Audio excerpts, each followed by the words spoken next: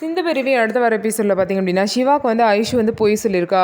அந்த பொய்யை மறைக்கிறதுக்காக தான் பார்த்திங்க அப்படின்னா சிந்துவை வந்து இந்த மாதிரி பொய்யா வேற ஒன்று சொல்லி மாற்றி விட்டுருக்கா அப்படிங்கிற விஷயம் தெரிஞ்சிருச்சு.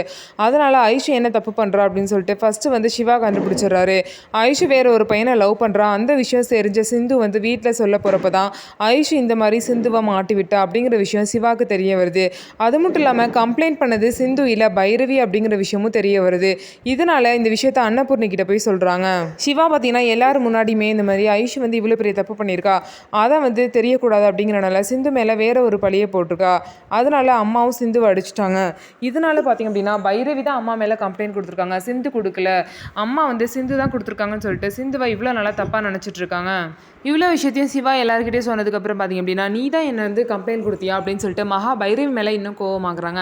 அக்காவும் தங்கச்சியும் சேர்ந்துக்கிட்டு ஆட்டம் போகிறீங்களா, அவங்க 2 பேரையும் நான் சும்மா விட மாட்டேன்னு சொல்லிட்டு சொல்கிறாங்க. அது மட்டும் இல்லாமல் பைரவியும் என் காலில் விழுந்து மன்னிப்பு கேட்கணும்னு சொல்கிறாங்க.